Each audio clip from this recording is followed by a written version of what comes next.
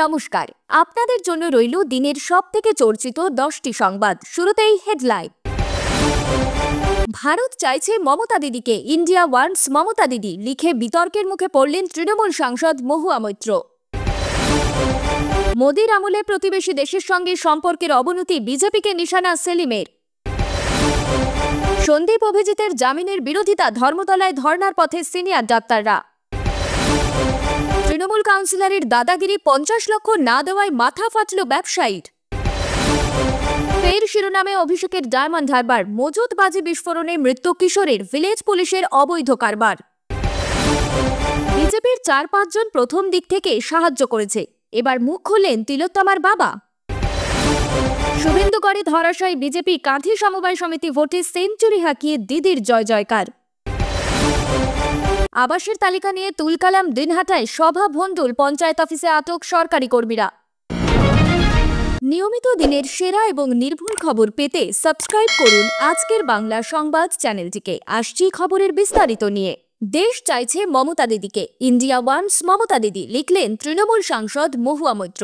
কার্যত ইন্ডিয়া জোটের নেতৃত্ব যাতে মমতা বন্দ্যোপাধ্যায়ের হাতে তুলে দেওয়া হয়, সে কারণে গত কয়েকদিন ধরেই তৃণমূলের নেতাকর্মীরা আওয়াজ তুলতে শুরু করেছেন। এবার তৃণমূল সাংসদ মহুয়া মৈত্র সেই আওয়াজকেই ফের এগিয়ে নিয়ে গেলেন। মহুয়া লিখেছেন, ইন্ডিয়া ওয়ান্টস মমতা দি। এবার মহুয়া মৈত্রের এই পোস্টের পরে নানান জনে নানা কথা লিখছেন। একজন লিখেছেন, একবার বাংলা থেকে বেরিয়ে দেখুন, যে কোনো একটা সামাজিক ইস্যু নিয়ে মিছিল করুন, লড়াই করার জন্য অনেক ইস্যু হয়েছে। তখন সকলেই আপনা থেকেই দাবি তুলবেন মমতা বন্দ্যোপাধ্যায়কে ভারত চায় কি চায় না। অপর একজন লিখেছেন, দুঃখিত, আপনার সাহসিকতাকে আমরা প্রশংসা করি, কিন্তু এই নেতৃত্ব সংক্রান্ত ইস্যু তোলার এটা উপযুক্ত সময় নয়।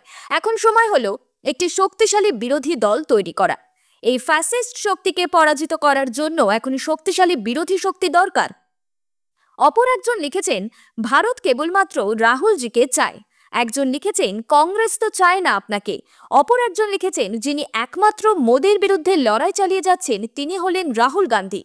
জাতীয় রাজনীতি প্রসঙ্গে মুখ খুলেছিলেন মমতা বন্দ্যোপাধ্যায়, সেখানে তিনি ইন্ডিয়া জোট প্রসঙ্গে মুখ খুলেছিলেন। ইন্ডিয়া জোট প্রসঙ্গে মমতা বলেছিলেন, আমি ইন্ডিয়া অ্যালায়েন্স তৈরি করে দিয়ে এসেছিলাম, আমি কি করব? I am not leading this front. যারা লিডার তাদের এটা দেখা দরকার, তাদের ইউনাইটেড করে দেখা দরকার, তারা করুক, আমি থাকব।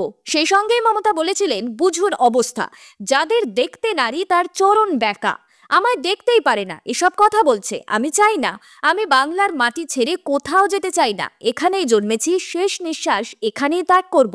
বাংলাকে আমি ভালোবাসি, আমায় অন্য কিছু হাতছানি দিয়ে ডাকলেও পাবে না। আমি এটা মনে করি আমি এখানে বসেও কিছুটা চালিয়ে যেতে পারি।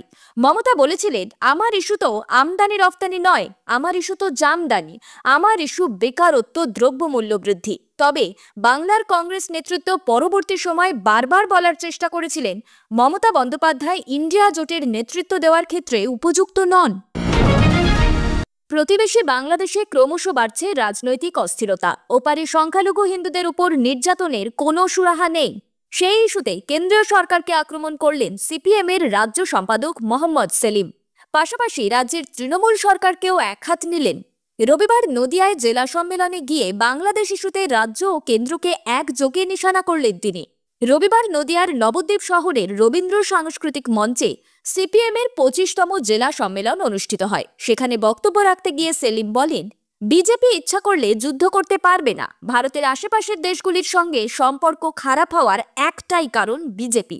প্রতিবেশী দেশগুলোকে নিয়ে ইউনিয়ন নেই ভারতের। 2014 সালে বিজেপি ক্ষমতায় আসার পর থেকে দেশে অনেক কিছুই ভুল বদল হয়েছে। তার আরও প্রশ্ন, মালদ্বীপ, নেপাল, ভুটান, শ্রীলঙ্কা, বাংলাদেশের সঙ্গে ভারতের সম্পর্কের অবনতি হচ্ছে কেন? আগেও সার্ক ছিল, কেন ভারতে মোদী সরকার আসার পর সার্ক উঠে গেল? মোদী সরকার আসার পর দেশের বৈদেশিক সম্পর্কেও বদল হয়েছে, সেই প্রশ্নই তুলেছেন সেলিম। নারী নির্যাতন প্রসঙ্গে রাজ্যের তৃণমূল সরকারকে নিশানা করেছেন তিনি। আরজিকর কাণ্ড থেকে জয়নগর, একাধিক জায়গায় ধর্ষণের ঘটনা ঘটেছে, রাজ্যের নারী সুরক্ষা কোথায়? সেই প্রশ্ন তুলেছেন সেলিম। সেলিমের সাফ কথা, সিপিএম এর আমলে এত অরাজকতা ছিল না এই রাজ্যে। রাজ্যে নারী সুরক্ষা ছিল, বেকারত্বের সংখ্যাও কম ছিল। এখন যত দিন যাচ্ছে ততই লুটপাট চলছে রাজ্যে। এদিন সম্মেলনে জেলার কয়েকশো সিপিএম জেলা নেতাকর্মী উপস্থিত ছিলেন। আগামী বিধানসভা নির্বাচনে সিপিএম জেলায় আরও শক্তি বাড়াবে বলে আশাবাদী রাজ্য সম্পাদক। আরজিকর কাণ্ডের তদন্তের গতি প্রকৃতি নিয়ে অসন্তোষ বাড়ছে। গত শুক্রবার আরজিকরের হাসপাতালের তৎকালীন অধ্যক্ষ সন্দীপ ঘোষ এবং টালা থানার প্রাক্তন ওসি অভিজিৎ মণ্ডল জামিন পাওয়ায় সেই অসন্তোষ আরও বেড়েছে। এবার সেই জামিনের বিরোধিতা সিবিআইকে সাপ্লিমেন্টারি চার্জশিট দেওয়ার দাবিতে ধর্মতলায় ধর্নায় বসতে চলেছে West Bengal joint platform of doctors. 17 থেকে 26 ডিসেম্বর ধর্মতলার ডোরিনা ক্রসিংয়ে অস্থায়ী বিক্ষোভ মঞ্চ তৈরি করতে চান সংগঠনের সদস্যরা। সেই আবেদন জানিয়ে কলকাতার পুলিশ কমিশনার মনোজ বর্মাকে ইমেল করা হয়েছে বলে খবর। পুলিশ অনুমতি না দিলে আদালতের দ্বারস্থ হওয়ার কথাও জানিয়েছে জয়েন্ট প্ল্যাটফর্ম অফ ডক্টরস। রবিবার এই সংগঠনের সদস্যরা অভয়ার সুবিচারের দাবিতে ধর্মতলায় ধর্ণা মঞ্চ গড়ে প্রতিবাদে সামিল হওয়ার ডাক দেন। ডাক্তারদের বক্তব্য, সন্দীপ ঘোষ ও অভিজিৎ মণ্ডলের বিরুদ্ধে এই ঘটনায় জড়িত থাকার যথেষ্ট তথ্য প্রমাণ আছে, তারপরেও এদের ছেড়ে দেওয়া হলো কেন? তাদের আরও অভিযোগ, রাজ্য সরকার এদের বিরুদ্ধে চার্জশিট পেশের অনুমোদন দিচ্ছে না। তার প্রতিবাদ স্বরূপ আগামী দিনের ধর্ণা।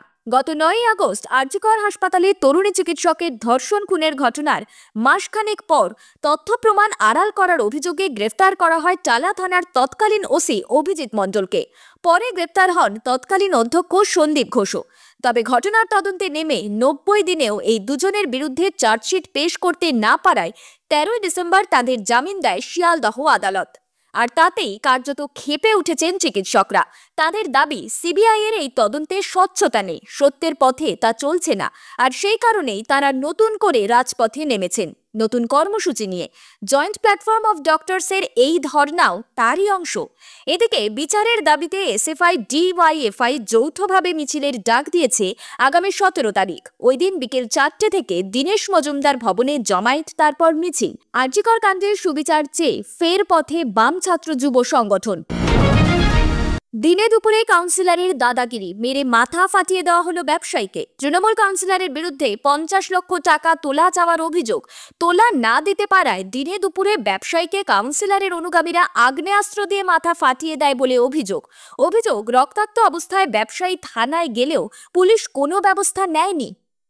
ব্যবসায়ীর অভিযোগ, বিধাননগর কর্পোরেশনের 9 নম্বর ওয়ার্ডের কাউন্সিলর সমরেশ চক্রবর্তী কিশোর হালদার নামে ওই ব্যবসায়ীর থেকে 50 লক্ষ টাকা তোলা চায়। ব্যবসায়ী নিজের জমিতে বহুতল নির্মাণ করেছেন কর্পোরেশনের বৈধ অনুমতি নিয়ে, তা সত্ত্বেও কাউন্সিলর তোলা চায়। ব্যবসায়ীর কাছে এর আগেও তোলা চাওয়া হয়, সেই সময় ব্যবসায়ী টাকা দেন। এবারও তোলা চাওয়া হয়, 3 লক্ষ টাকা দেন ব্যবসায়ী, কিন্তু তারপরেও রোজই টাকার অঙ্ক বাড়তে থাকে। ব্যবসায়ীর আরও অভিযোগ, গতকাল কাউন্সিলর নিজে এসেছিলেন, এরপর আজ কাউন্সিলরের অনুগামী গোবিন্দ দাস, শুভেন্দু বাবাই সহ বেশ কিছু যুবক এসে টাকা চায়। তিনি দিতে অস্বীকার করলে তাকে আগ্নেয়াস্ত্র দিয়ে মেরে মাথা ফাটিয়ে দেওয়া হয়। এই ঘটনার পর আতঙ্কে ব্যবসায়ী ও তার পরিবার। প্রমোটারের ওপর হামলার ঘটনায় আটক করেছে বাগুইহাটি থানার পুলিশ। বাগুইহাটির রঘুনাথপুর এলাকা থেকে আটক, নাম শুভেন্দু মণ্ডল ওরফে বাবাই। বাজি তৈরি করে তা মজুত করা হচ্ছিল একটি ঘরে, আর সেখানেই হঠাৎ বিস্ফোরণের ঘটনা ঘটল। আর এই বিস্ফোরণের জেরে মৃত্যু হলো একজনের। ওই কিশোরের বয়স 14 বছর। তবে আগুনে ঝলসে গিয়ে আশঙ্কাজনক অবস্থায় হাসপাতালে ভর্তি করা হয়েছে দুজনকে। আজ রবিবার সন্ধ্যায় দক্ষিণ 24 পরগনার ডায়মন্ড হারবার থানার বারদ্রোন নস্করপাড়া বিস্ফোরণে কেঁপে ওঠে। আর তার জেরেই এলাকায় তুমুল আলোড়ন দেখা দেয়। আতঙ্কিত হয়ে পড়েন স্থানীয় গ্রামবাসীরা। কিশোরের মৃত্যুতে শোকের ছায়া নেমে এসেছে। এদিকে অভিযোগ উঠছে, এক ভিলেজ পুলিশের বাড়িতে তৈরি করা হতো বাজি। সেই বাজি মজুত করে রাখা হতো। এটা সম্পূর্ণ বেআইনি পথে বাজি তৈরি হতো, আর তাতে শিশু শ্রমিকদের কাজে লাগানো হতো। ওই মজুত করা বাজির মশলা থেকে বিস্ফোরণের ঘটনাটি ঘটেছে, আর তার জেরে মৃত্যু হয় 8ম শ্রেণীর এক ছাত্রের। তার সঙ্গে পরিষ্কার হয়ে গেল কিশোরকে এই মারাত্মক ঝুঁকির কাজে লাগানো হয়েছিল, যা এক কথায় অপরাধ।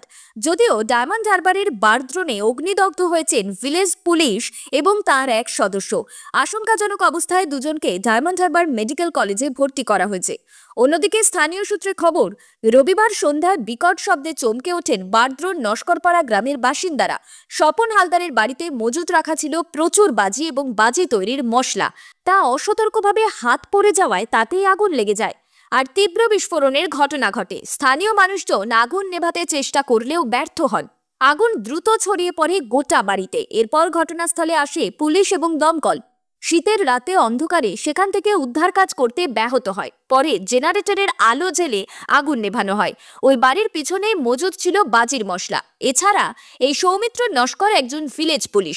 সে বেআইনিভাবে বাজি তৈরি করে বাইরে বিক্রি করত, তাতে মোটা টাকা মুনাফা হতো। সৌমিত্র ডায়মন্ড হারবার থানার ভিলেজ পুলিশ। তবে সৌমিত্রের আত্মীয় স্বপন হালদারের বাড়ি ব্যবহার করে সেই কাজ করত বলে অভিযোগ। গোটা বিষয়টি এখন খতিয়ে দেখছে পুলিশ। প্রশাসনের নাকের ডগায় কেমন করে একজন ভিলেজ পুলিশ অবৈধভাবে বাজি তৈরি করত তা নিয়ে উঠছে প্রশ্ন। বিস্ফোরণে মৃত্যু হয়েছে কিশোর রিজু পাইকের। 1 মাস আগেও উলুবেড়িয়াতেও এমনই ঘটনা ঘটেছিল। জামিন পেয়েছেন আরজিকরের প্রাক্তন অধ্যক্ষ সন্দীপ ঘোষ ও টালা থানার প্রাক্তন ওসি অভিজিৎ মণ্ডল। 90 দিন অতিক্রান্ত হওয়ার পরেও কেন চার্জশিট জমা দিতে পারেনি সিবিআই, সেই নিয়ে গতকাল পথে নেমেছিলেন চিকিৎসক, নাগরিক সমাজ ও তিলোত্তমার মা বাবা। শনিবারের পর রবিবারও মেয়ের বিচার চেয়ে প্রতিবাদ মিছিলে তিলোত্তমার মা বাবা। আজ তিলোত্তমার বাড়ির সামনে থেকে পানিহাটি নাগরিক মঞ্চের তরফে একটি প্রতিবাদ মিছিল বের করা হয়। সেই মিছিলে উপস্থিত ছিলেন তিলোত্তমার মা এবং বাবা। তিলোত্তমার বাবা ফের অভিযোগ করেন, সিবিআই এর গাফিলতিতেই অভিযুক্তরা জামিন পেয়েছেন। পাশাপাশি এও জানিয়েছেন, বিধানসভার বিরোধী দলনেতা শুভেন্দু অধিকারীর সঙ্গে প্রতিনিয়ত কথা হচ্ছে। আগামী দিনে নতুন আইনজীবী নেবেন এবং এই লড়াই যতক্ষণ না ন্যায় বিচার পাচ্ছে ততক্ষণ চালিয়ে যাবেন। এদিন তিলোত্তমার বাবা বলেন, বিজেপির 4-5 জন প্রথম দিন থেকেই সাহায্য করেছেন। শুভেন্দু অধিকারীর সঙ্গে কথা হয়েছে। আর সিবিআই দেশের সর্ববৃহৎ তদন্তকারী সংস্থা। আশা করি তারা ঠিকঠাক করে কাজ করে সঠিকভাবে চার্জশিট দেবে। আর সিবিআই এর উপর আস্থা হারিয়ে কার কাছে যাব? আমি পুলিশের সহযোগিতা পেলাম না, বাধ্য হয়ে কোর্ট সিবিআই তদন্ত দিল। এখন তাদের উপর আস্থা হারিয়ে কোথায় যাব? অধিকারী গড়েও ধরাশায়ী বিজেপি। শিশির অধিকারী শুভেন্দু অধিকারীর গড় হিসাবে পরিচিত কাঁথি, সেখানেও তৃণমূলের জয় জয়কার। লোকসভা নির্বাচন, বিধানসভা উপনির্বাচনের মতো কাঁথির সমবায় সমিতির ভোটেও মমতা ঝড়ে উড়িয়ে গেল বিজেপি। কাঁথির সমবায় সমিতির 107টি আসনের মধ্যে তৃণমূল 101টি, বিজেপি 7টিতে জিতল। পুরোপুরি কেন্দ্রীয় বাহিনীর উপস্থিতিতে কার্যত শান্তিপূর্ণ ভোটে অধিকারী গড়ে সেঞ্চুরি হাঁকালেন দিদি। ফলাফল স্পষ্ট হতেই অকাল হোলিতে মাতলেন ঘাসফুল শিবিরের নেতাকর্মীরা। কাঁথির সমবায় ভোটকে বেশ গুরুত্ব দিয়েছিলেন মমতা।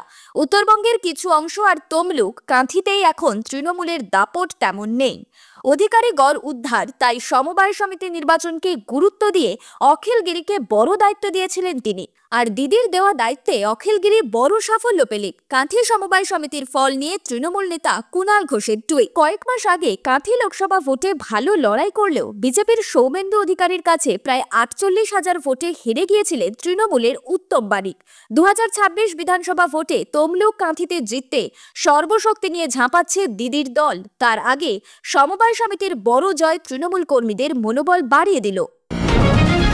আবাসের তালিকায় নাম না থাকা নিয়ে তুলকালাম পরিস্থিতির সৃষ্টি হলো কোচবিহারের দিনহাটায়। গ্রামসভা চলাকালীন আসন থেকে উঠে একের পর এক প্লাস্টিকের চেয়ার আছড়ে ভাঙলেন গ্রামবাসীরা। উঠল সরকারি আধিকারিকদের গ্রাম পঞ্চায়েতের অফিসে তালা বন্ধ করে আটকে রাখার অভিযোগ। রবিবার এই নিয়ে শোরগোল চলছে দিনহাটা 1 নম্বর ব্লকের ওকরাবাড়ি গ্রাম পঞ্চায়েত এলাকায়। স্থানীয় সূত্রে খবর, রবিবার ওকরাবাড়ি গ্রাম পঞ্চায়েত অফিস প্রাঙ্গণে বিশেষ গ্রাম সভার আয়োজন করা হয়েছিল। সেখানে আলোচনার বিষয় ছিল বাংলার আবাস যোজনা, কিন্তু আলোচনার শুরুতেই ছন্দপতন হয়। অভিযোগ, কয়েকজন গ্রামবাসী আবাসের তালিকা নিয়ে প্রশ্ন তুলে চিৎকার চেঁচামেচি শুরু করেন। কিছুক্ষণের মধ্যেই শুরু হয় ভাঙচুর। পঞ্চায়েতের আসবাব ভাঙা হয়, প্লাস্টিকের চেয়ার টেবিল ছুঁড়ে ছুঁড়ে ফেলা হয় যত্রতত্র। মুহূর্তেই ভণ্ডুল হয়ে যায় সভা। কয়েকজন সরকারি আধিকারিককে পঞ্চায়েত অফিসে আটকে রাখা হয়। ক্ষুব্ধ গ্রামবাসীদের অভিযোগ, পার্শ্ববর্তী গ্রাম পঞ্চায়েতগুলিতে যেখানে 1200 থেকে 1300 পরিবারের নাম রয়েছে আবাস যোজনার তালিকায়, সেখানে ওকরাবাড়ি গ্রাম পঞ্চায়েত এলাকায় মাত্র 600 পরিবারের নাম উঠেছে। এক একটি গ্রামে 100 পরিবার থাকে। আবাসের তালিকায় নাম উঠেছে গড়ে 1টি বা 2টি পরিবারের। বঞ্চনার অভিযোগে শুরু হয় বিক্ষোভ এবং ভাঙচুর। উদ্ভূত পরিস্থিতিতে ভীত সরকারি আধিকারিকরা। দিনহাটা 1 নম্বর ব্লকের ব্লক ওয়েলফেয়ার অফিসার রণজয় রায় বলেন, গ্রাম সভায় যোগদানের জন্য বিডিও অফিস থেকে এসেছিলাম। সেখানে স্থানীয় বাসিন্দাদের আবাস যোজনার তালিকা নিয়ে কিছু অভিযোগ ছিল, সেটা নিয়ে আলোচনাও হচ্ছিল। কয়েকজন অভিযোগ করেন অনেক কম সংখ্যক মানুষ আবাস পাচ্ছেন, সেটাই তাদের অসন্তোষের কারণ এবং সেই কারণেই অশান্তি হয়েছে। রণজয় আরও বলেন, আমি ব্লক ওয়েলফেয়ার অফিসার, আমাকে আটকে রাখা হয়েছিল। এ নিয়ে স্থানীয় পঞ্চায়েত সদস্য মোন্নাত হোসেন বলেন, ওকরাবাড়ি গ্রাম পঞ্চায়েতে বাংলার আবাস যোজনার সার্ভের কাজ শেষ হয়েছে। আজ রবিবার গ্রাম সভা ছিল। সেখানে এসে স্থানীয় বাসিন্দারা দেখতে পান একটি গ্রামে 100 থেকে 150 বাড়ি সার্ভে করার পর মাত্র একটা বা দুটো পরিবারের নাম উঠেছে, আর তাতেই উত্তেজনা ছড়ায়।